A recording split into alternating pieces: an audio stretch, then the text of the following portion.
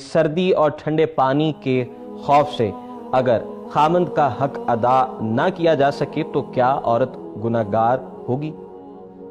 بسم اللہ الرحمن الرحیم، الحمدللہ رب العالمین، والصلاة والسلام علی اشرف الانبیاء والمرسلین، اما بعد۔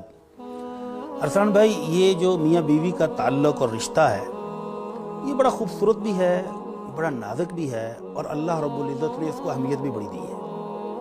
اللہ رب العزت دونوں جہانوں کے مالک اور خالق خود فرما رہے ہیں، وَمِنْ آيَاتِهِ أَنْ خَلَقَ لَكُم مِّنْ أَنفُسِكُمْ أَزْوَاجًا لِتَسْكُنُوا إِلَيْهَا وَجَعَلَ بَيْنَكُمْ مَوَدَّةً وَرَحْمَةً۔ اللہ کہتے ہیں کہ یہ جو میاں بیوی کا جوڑا ہے، یہ ہماری نشانیوں میں سے ایک نشانی ہے، اور بنایا کیا ہے، کیوں ہے، مقصد بھی بتا دیا کہ یہ نکاح کی صورت میں جب دو اجنبی اکٹھے ہوتے ہیں تو مقصد کیا ہے، لِتَسْكُنُوا إِلَيْهَا۔ خامد تھکا ہارا معاشی ذمہ داریاں پوری کر کے گھر پہنچے تو اس کو سکون ملے، سکون، تسکین۔ اور ان دو افراد کے درمیان اللہ کہتا ہے ہم نے محبت اور رحمت خود پیدا فرما دی ہے۔ اب باقی کیا رہ گیا ہے کہ اللہ کی طرف سے رحمت بھی ہے، برکت بھی ہے، سب کچھ آ رہا ہے، محبت اس نے پیدا کر دی ہے۔ اب اس کو بحال رکھنا، برقرار رکھنا ان دونوں کی ذمہ داری ہے۔ یہ نہیں ہے کہ یہ مسئلہ صرف بیوی کے ساتھ ہے، خامد کے ساتھ بھی تو ہو سکتا ہے۔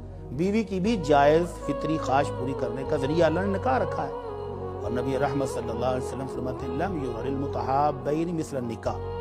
میاں بیوی کے درمیان محبت کو قائم رکھنے والی، برقرار رکھنے والی چیز اس فطری خواہش کے علاوہ کچھ ہے ہی نہیں، ایسی کوئی چیز ہے نہیں۔ لباس، جوتے، گھر، گاڑی، بینک بیلنس، کارڈ، ہر چیز آپ دیو، لیکن یہ جو ضرورت ہے میاں بیوی کی فطری، یہ نہ ہوں تو گھر نہیں رہتا ہے۔ اگر یہ ضرورت اور یہ حاجت اور ایک دوسرے کا خیال، اس کے جذبات کا خیال، اس کی ضرورت کا خیال نہ ہو تو نکاح کا مقصد ہی فوت ہو جاتا ہے۔ تو میاں بیوی دونوں کو ہی اس کی ضرورت ہے، اور اس کے ساتھ ہی گھر مضبوط ہوتے ہیں۔ اب دونوں کے لیے ہی یہ فطری خواہش پورا کرنا ضروری ہے، دونوں کو ایک دوسرے کا خیال رکھنا چاہیے۔ جہاں اللہ کے رسول صلی اللہ علیہ وسلم نے بیویوں کو حکم دیا ہے، فرمایا لا تؤدی المرأة حق ربها حتى تؤدی حق زوجها۔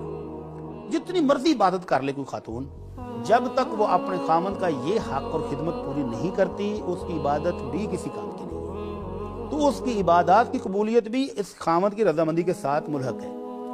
اور پھر اللہ کے نبی صلی اللہ علیہ وسلم نے اس حق کی ادائیگی کی اہمیت دیتے ہوئے فرمایا لو کنت آمرا احدا ان یسجد لاحد غیر اللہ لامرت المرأة ان تسجد لزوجها۔ اگر میں انسانوں میں سے کسی انسان کو سجدہ کرنے کا حکم دیتا اللہ کے سوا، کہ کسی انسان کو سجدہ کیا جائے، تو میں بیوی کو حکم دیتا کہ وہ اپنے خامند کو سجدہ کرے۔ تو یہ اس کے حق کی اہمیت ہے، شان ہے۔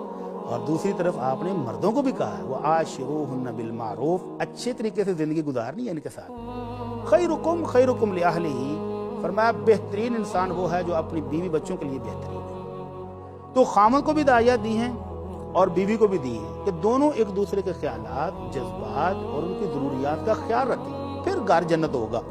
اور اگر کوئی ایک فرد دوسرے کو اگنور کر رہا ہے، بلا وجہ انکار کر رہا ہے، بلا وجہ اس کی ضرورت کا خیال نہیں رکھ رہا، تو پھر مسائل بنتے ہیں۔ جن محترمہ نے جو مسئلہ بیان کیا، سردی کا موسم ہے، ٹھیک ہے، جائز ہے، لیکن ان کی ایک عذر جو ہے وہ بالکل شرعی ہے۔ برف باری کے علاقے ہیں، ابھی لاہور میں سردی آ گئی ہے، گھر میں گرم پانی کی سہولت موجود نہیں ہے، کمزور ہے، بیمار ہے، بیوی عذر پیش کرتی ہے تو خامد کو بھی کھلے دل سے یہ قبول کر لینا چاہیے کہ چلیں میاں بیوی ہیں، اللہ نے جائز ضرورت کے لیے اکٹھا رکھا ہوا ہے، کسی بھی وقت پوری ہو سکتی ہے، تو یہ ٹھنڈا موسم نکال لیں، ٹھنڈے دن نکال لیں، یا گرم پانی کا انتظام کر لیں، تو پھر اپنی جائز فطری خواہش پوری کر لیں۔